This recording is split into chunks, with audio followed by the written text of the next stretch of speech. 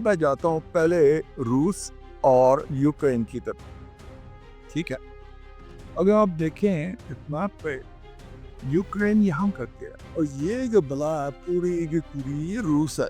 इस यूक्रेन की लड़ाई चल रही है क्योंकि नेटो ने और अमेरिका के उन्होंने खड़ा किया इसको रूस के खिलाफ। रूस नहीं चाहता कि यूक्रेन नेटो का हिस्सा बने, और हिस्सा बनता है तो then all of Russia is vulnerable in the south. वो नहीं चाहते। अभी इनकी एक मीटिंग हुई है अलास्का में ट्रंप की और पुतिन की, बड़े गर्मजोशी से मिले। तो अमेरिका का ये हदफ था, अमेरिका यूक्रेन और यूरोप की तरफ से, कि सीज फायर मिले। वो जो सीज फायर है वो तो खैर नहीं हुई और उसके जो असरात हैं वो हम पे आएंगे। उसके असरात क्या हैं? इंडिया जो रशिया से तेल खरीद रहा है उसके ऊपर टैरिफ लगाएगा। एक तो ये असर है, हिंदुस्तान को पनिश करेगा। अगर वो नहीं करता, क्योंकि यहाँ ट्रंप ने उनको बैक कर दिया है पुतिन की पोजीशन को कि पीस डील करो, लैंड उनको दो और तुम्हें फाइनल पीस मिले ताकि सीज फायर की जरूरत ही ना पड़े, हम एक नए नॉर्मल पे चले जाएं।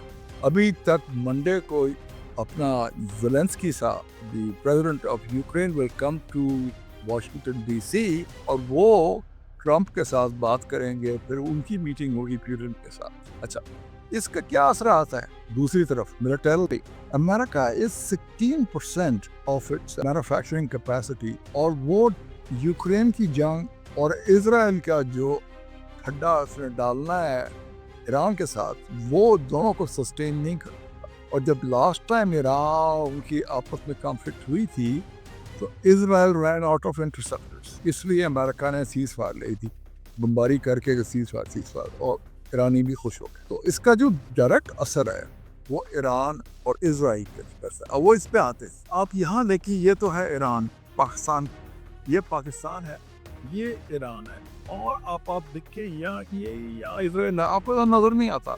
It's a 9 million population country और it's reinforced by America with its 16% of its manufacturing capacity global and its technology. बड़ी बड़ा है ये। अब इस पे आप हट के आते हैं यहाँ वहाँ पे Taiwan और China।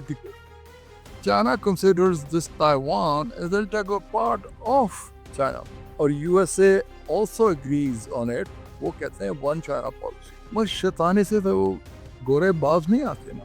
America continues to give provocation to China on this issue. अभी recently उन्होंने ये काम किया।